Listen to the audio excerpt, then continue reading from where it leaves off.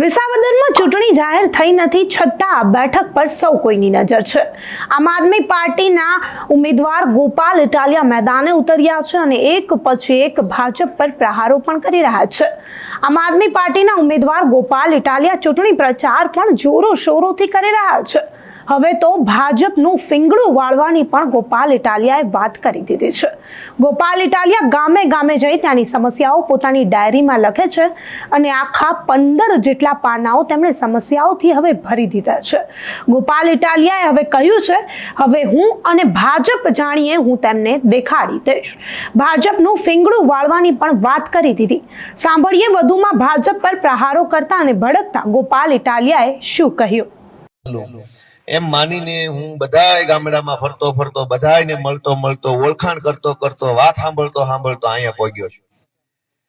જે ગામમાં જઈએ એ ગામના તમામ સમાજના આગેવાન જે હાજર હોય એને પૂછીએ કે ભાઈ હું તમારે કહેવાનું છે, આ વિસ્તારમાં શું પ્રશ્ન છે, કઈ વાત છે, કઈ રજૂઆત છે। તો જેને જે પીડા હોય એ માણસ કે આમ તો કોઈ દી બોલવા દીધા નથી ભાજપે 40 વર્ષ, એટલે માણ આવી એમ બોલી શકતો નથી।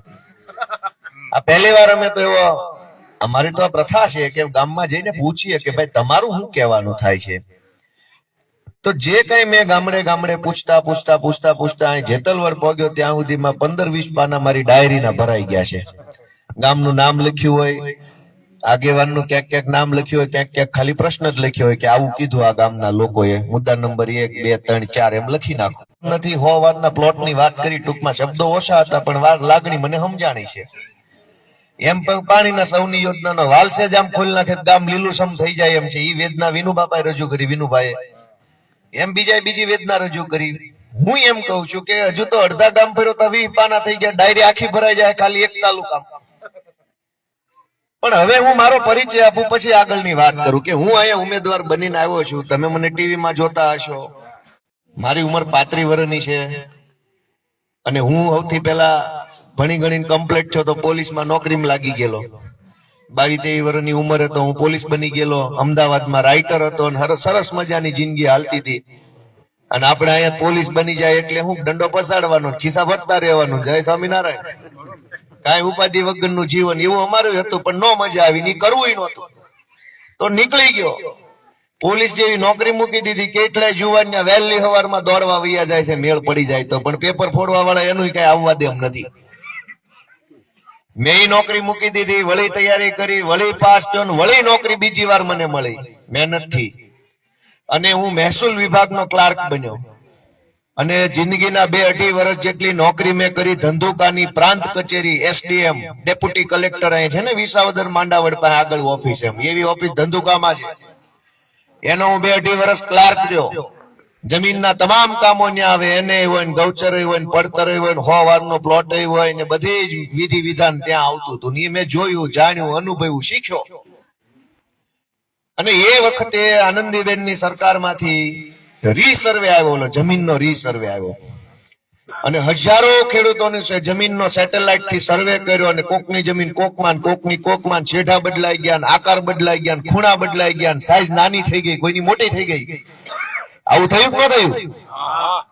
હજારો એકર, હજારો ખેડૂતોની જમીનના પાનિયા બદલાઈ ગયા, ડખે ચડી ગયા, આખું ગુજરાતના ખેડૂત ડખે ચડી ગયા। અને ધીમે ખેડૂતો રજૂઆત કરવા આવવા લાગ્યા, વાંધા અરજી આપવાની શરૂઆત થઈ। 2016-17 ની વાત કરું ત્યારે હું નોકરીમાં ચાલુ હતો ધંધુકા પ્રાંતમાં, અને એક ગામડાના નાના એવા દૂરના છેવાડાના ગામના માણાએ જો તાલુકામાં જવું હોય તો પેલા સાધનની વ્યવસ્થા કરવી પડે। ઘરનું 2 વ્હીલ હોય એને વાંધો નહીં, પણ જેની પાસે 2 વ્હીલ નો એ બસની વાટે ઉભા રહે, ટેમ્પાની વાટે ઉભા રહે, રિક્ષાની વાટે ગામના બસ સ્ટેન્ડે વહેલા સવારે જાગીને ઉભા રહે। એક ફેરો સવારનો હોય ને ખાંજનો હોય। લાગણી એક આશા સાથે અમારી ઓફિસમાં આવતા। હું તો ક્લાર્ક હતો, મારી સત્તા હોય એટલું હું કરું, પણ ડેપ્યુટી કલેક્ટર તો નહોતો જ, DILR નહોતો। પણ હું તેદી એમ જોતો હતો કે અમારી ઓફિસમાં બેઠેલા ઉપરના સાહેબો, પડખેના સાહેબો, એની ઉપરના સાહેબો, કોઈને કાંઈ ખેડૂની ચિંતા નથી થતી। એ તો એમ જોતા આવ્યો છે, કાગળિયું છે આપીને વયો જાજા ભાઈ, જે અત્યારે બધા કરે છે કે જે અરજી આપવા જાય હારું ઓલા ટેબલે આપી દો, સહી સિક્કા કરીને ભાગો।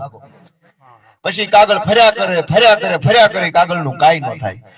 અને એ ઘટના મેં વારંવાર મારી ઓફિસમાં ક્લાર્ક તરીકે જોઈ. મને ગમ્યું નહીં, દુઃખ લાગ્યું. મેં નક્કી કર્યું કે હવે નોકરી નથી કરવી, કઈક મોટું કામ જીવનમાં કરવું છે થાય તો. અને રાજીનામું ગઈ નોકરી તેલ લેવા.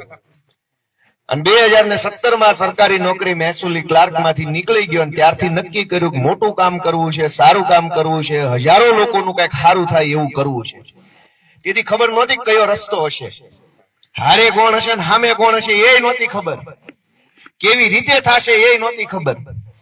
પણ એક વસ્તુ મગજમાં હતી કે કાંઈક સારું કામ કરવું છે. રસ્તો પકડ્યો, આંદોલન કર્યા, ધરણા કર્યા, રેલી કરીને આને ટેકો કર્યો, ઓલાને ટેકો કર્યો, અરજીઓ લખી દીધી. કોકની હારે ગયા કે હાલ ભાઈ તારું સાહેબ નથી સાંભળતો તો હું હારે આવું. કોકની હારે મામલતદાર ઓફિસે ગયા, કોકની હારે વન વિભાગમાં ગયા, પોલીસ સ્ટેશનમાં હારે ગયા. એમ કરતા કરતા અનેક કેસો થઈ ગયા મારા ઉપર, 30 જેટલી કોર્ટમાં બોલ્યા. અને એમ કરતા 2022 ની ચૂંટણીમાં ઉભો રહ્યો, હારી ગયો. પણ હિંમત હાર્યા વગર પાછો કામે લાગી ગયો. વળી 2 વર્ષે પાછી આ ચૂંટણી આવીને હવે ઉમેદવાર બનીને અહીંયા આવ્યો. મારી રીતે જે બની શકાય એમ હતું કે ક્લાર્ક હોય કે પોલીસ હોય કે વકીલ હોય, જે હું મારી રીતે બની શકું એમ હતો એ તો હું બન્યો. હવે જે બનવાનું છે એ મારી રીતે નથી બની શકાય, તો તમે બનાવો તો જ બની શકાય. મારી રીત વાળો તો થઈ ગયું, આ તો તમારી રીતે હાલે એમ છે. આ તો અને એટલે હું લાંબો હાથ કરવા, આશીર્વાદ માંગવા, પ્રેમ માંગવા ગામડે નીકળ્યો છું. તમે પ્રેમ આપો, આશીર્વાદ આપો, એક તક આપો. શું કામ? કે હું તમને કહેતો હતો કે મારી ડાયરીના 20 પાના ભરાઈ ગયા છે. પ્રશ્ન નહીં જેવો છે પણ એનું 25 વર્ષથી કોઈ નિરાકરણ નથી આવતું. તો નિરાકરણ ન આવે એવો કોઈ પ્રશ્ન જ નથી. નહીં જેવી વાત છે પણ એનું નિરાકરણ 15-20 વર્ષ નથી આવતું. એક રોડ બનાવવાની વાત અઘરી કેટલી છે, એમાં ક્યાં કઈ એવું મોટું મહાન કામ છે કે અટવાતું હોય, પણ નથી થતું. શું કામ નથી થતું? મેં મારી ડાયરીના બધા પાના ભર્યા, વાંચ્યા, સમજ્યા. એક વકીલ તરીકે જયારે હું જોઉં તો મારું મન એમ કે અવડું અમથું કામ છે પણ થાતું નથી. એનું કારણ હું, મને એમ સમજાય છે કે રોડ નથી બનતો, સૌની યોજનાનો વાલ નથી ખુલતો, કોકના ગામમાં નમૂના નંબર 2 નું પત્રક નથી નીકળતું, મકાનનું પાનિયું કહેવાય. કોકને 7-12 એન્ટ્રી કરાવવા જાય ધક્કા થાય છે, કોકને વન વિભાગ વાળા ડારો ડપારો કરી જાય છે. આ કઈ પ્રશ્ન નથી. પ્રશ્ન ઈ છે વળી ભાજપ વાળા જોશે અને તમારો હોકારો મોડો હશે ને તો વળી ટિકિટોની લાઈનો લાંબી થાય. મને કઈ વાંધો નથી, ઈ હોકાર ઈ જોતા હશે, એના ફોલ્ડર આ ગામમાં છે એ જોતા હશે. ઈ તમારા હોકારા ઉપર નક્કી કરશે કેમ હાલે એમ છે ગાડું. હોકારો મોડો નહીં આપવાનો, પછી ભલે જે કરવું હોય ને બૂથમાં કોણ જોવાયું છે. હોકારો હજારબમ રાખવાનો કે આગેવાન મોડા છે. હવે મોડા એટલે કેવા નીકળી ગયા, ગુંડા બદમાશો મંત્રી બની ગયા ને એટલે તમારા ગામનો રોડ નથી બનતો.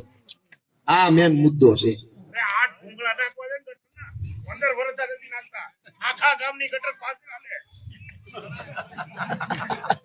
સાચું છે પણ એનો 8 ભૂંગળા ગટરના નાખવાના છે. બાપાએ વાત કરી 15 વર્ષ ભૂંગળા નથી નખાતા. મુદ્દો એ નથી ભૂંગળા નથી નખાતા, પણ ભૂંગળા ન નખાતા હોય ને તો ઓલા અધિકારીને જઈને કઈક ખોખારો ખાઈને કેમ એવો માણા નથી વધવા દીધો. ઈ મુદ્દો મોટો. કોક એને જઈને કહેવા વાળો હોત ને તારા બાપની પેઢી નથી વાયડી નો થામા નાક ભૂંગળા નકર ધોકો લઈને આવું છે હમણાં, તો ભૂંગળાનો બાપો નખાઈ જાય. નરેન્દ્ર મોદી આવવાનો હોય તો કેમ ગીરના જંગલમાં રોડ બની જાય રાતોરાત? ઘડીક સાંભળો. સુરતના ભાજપના એક ધારાસભ્ય છે, એ આખું મહણિયું ખાઈ ગયા. છાપામાં આવ્યું, એની ઉપર FIR થઈ. 8 કરોડ રૂપિયાનું બિલ મંજૂર થયું મહણિયાનું. મહણિયું કાગળ ઉપર આખું કમ્પ્લીટ બની ગયું અને ત્યાં અત્યારે પ્લોટ પડ્યો છે. એ છાપામાં આવ્યું, એમાં ગુનો દાખલ થયો, બધું થયું. અત્યારે એ બેન જે છે એ ભાજપના ધારાસભ્ય ચાલુ છે. ગુંડાઓ, બદમાશો, તોડબાજો, બુટલેગરો, માફિયાઓ, વ્યાજવાળા આ બધા મંત્રી તંત્રી ધારાસભ્ય બની ગયા. હારો માણા લાચાર થઈને બેઠો છે.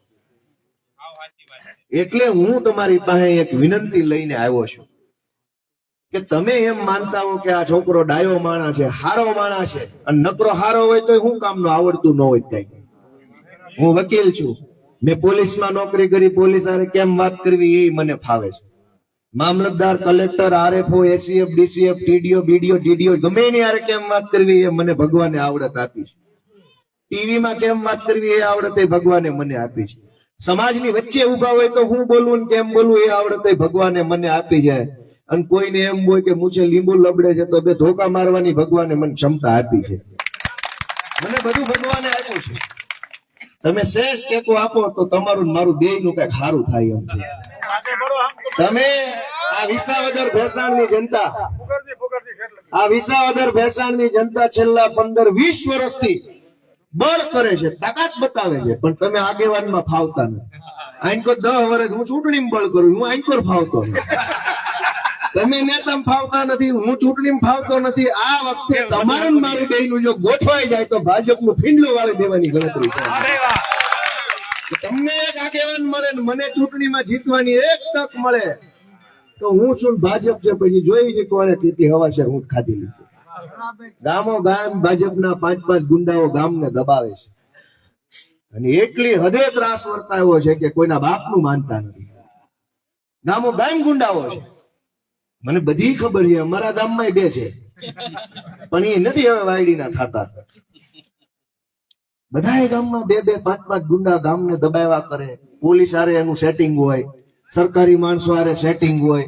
તમે અરજી તો ત્યારે વિસાવદરમાં એક જ માત્ર વ્યક્તિ છવાયેલો છે, ગોપાલ ઇટાલિયા. ગોપાલ ઇટાલિયાનું જે રીતે વિસાવદરના લોકો સ્વાગત કરી રહ્યા છે તે જોતા ખરેખર લાગી રહ્યું છે કે ભાજપ માટે ઘણું આકરું રહેશે. તમારું શું માનવું છે ગોપાલ ઇટાલિયાને લઈને? અમને કમેન્ટ કરી ચોક્કસથી જણાવજો તથા અમારી ચેનલ નિર્ભય ન્યૂઝને લાઇક, શેર અને સબસ્ક્રાઇબ કરવાનું ભૂલશો નહીં. આભાર.